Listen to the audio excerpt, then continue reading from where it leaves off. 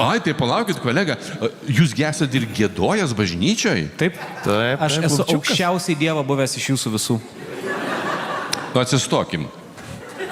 Aš nenoriu stot, mane gali pasišaukti dievulis. Ne, aš buvau. Nu, bet vis tiek. Aš matau. Tai bet pagėduokit, žiūrėkit.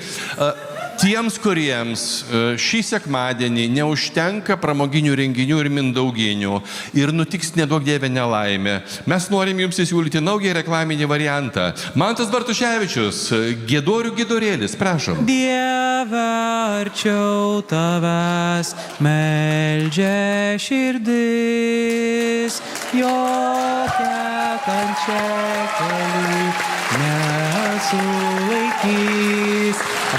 Mane taip kunigas pasisodindavo ant kelių. Ant kelių. Kunigas. Ir aš giedodavau. Okay, gerai, nuo čia detaliau. Oi, labai detaliai ten būdavo, labai detaliai.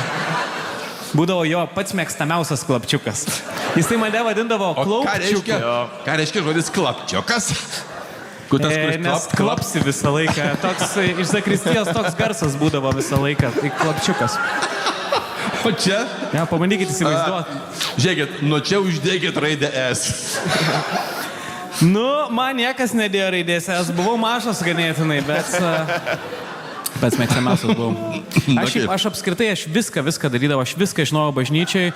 Aš žinojau, kada klaupt, kada stot, kada aš į davatkas žiūrėdavau kaip per dragą. Nu, kurva, kuris pirmas atsiklaups, davai, važiuojam. Viską žinojau.